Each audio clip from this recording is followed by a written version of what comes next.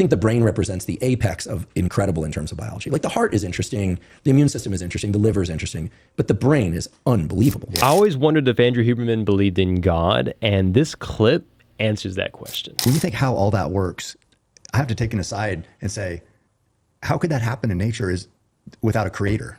Yeah. So, well, here's the thing. I mean, we know that the programs, meaning genes, so genes, DNA, and there's DNA, then there's RNA, and then there's proteins. And proteins are the action end of the game where they say, hey, like grow over here, don't grow over there, become this kind of cell, dopamine cell or a serotonin cell.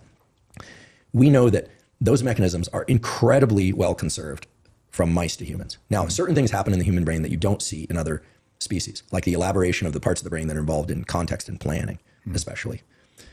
But the memory systems, the ones that control hormones, breathing, heart rate, they're very similar. Not exactly the same, but very similar. Okay. When you start to study and understand brain development, as I did, or neuroplasticity, or dopamine, you have to, meaning I don't care if you're an atheist, agnostic, or a believer in creator, you have to step back and just go, wow.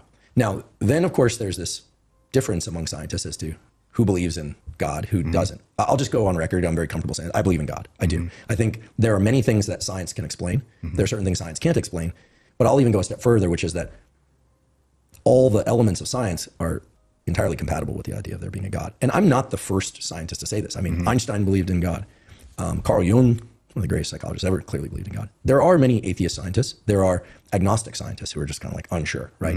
And, for me, I'm in absolute awe of biology. It's just incredible. We're sitting here having this conversation. It's the language, that they're little sound waves that you're perceiving and understanding. I mean, and I think the brain represents the apex of incredible in terms of biology. Like the heart is interesting, the immune system is interesting, the liver is interesting, but the brain is unbelievable. Yeah. I mean, think about the number of different ways you can move your body compared to another species. Think about what you did today.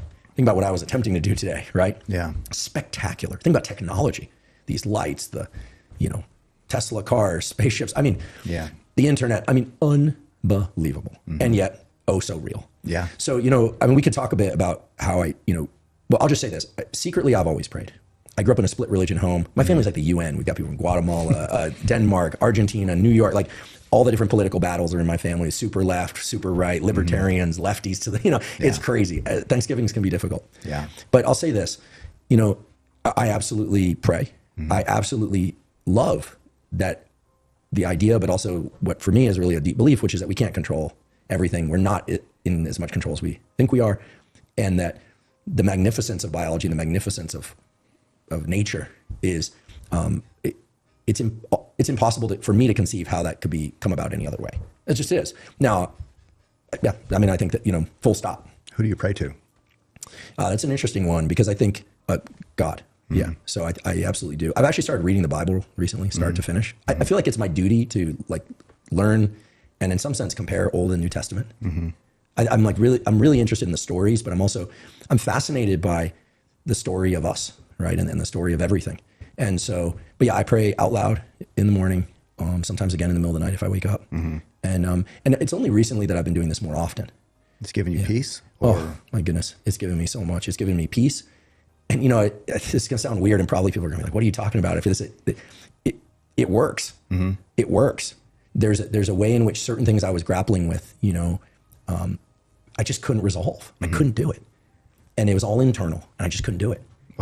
How were you trying to resolve these things? Like have an answer? Yeah, discipline myself. I mean, it wasn't like I was super, undisciplined. I mean, obviously I have a lot of self-discipline, but I always pray, I want to remove my defects of character. I want to, I certainly pray for other people.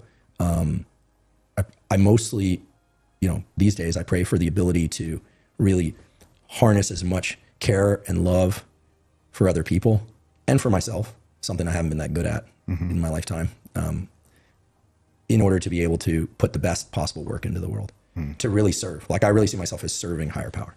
Like I'm a conduit. Right. And the better I can do that, the better I'm serving. The better I'm serving, the more I feel connected to humanity. I find that amazing that atheists still think those who believe in God are idiots. When you have people like Andrew Huberman, who pretty much everyone respects. I mean, you cannot hate this dude. I've listened to literally dozens of hours of his podcast, and I've gathered so much good information. So when he says he believes in God, that he's in awe of design, of the brain, a neuroscientist saying that, it has to make you think, are the atheists that confident in themselves? And if they are, how can they be so confident when you have people all over the world that love God and they honor Jesus and they're doing great things for humanity all over the place? People say that atheism is not a religion, it's not a belief system, but it really is. It is a belief that billions of years creates complex order. It's the belief that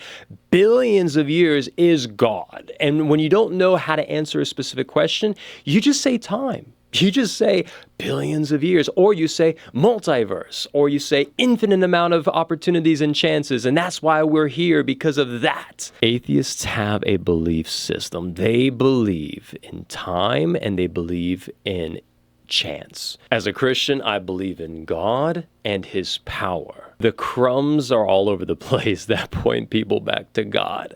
The evidence is there, but as I've been telling you guys, faith is required. God has made it a requirement to have faith in him. Could he appear to everybody? Yeah, he could, and he will one day. There will not be any more faith later because everybody will see God and stand before him, and there will be no question who is in control. And part of me wonders if that's why hell exists, because you cannot deny pain, right? If you're experiencing hellfire and you're experiencing pain for an eternity, well, of course, there is no room to say, well, this is just an illusion. I'm just sleeping. This is just da-da-da-da. No, this is the judgment that has come upon you because of your arrogance and your pride, because you have rejected the God that made you, created you, loves you, and wants you to be saved. God's not going to force anybody to believe in him in this life, but he will give evidence and he will show people, hey, I'm here, I exist. Will you come? Will you seek after me with all your heart? I'm also very glad that he's reading the Bible, because just because you believe in God does not mean you are saved. I believe it is a step forward in that direction.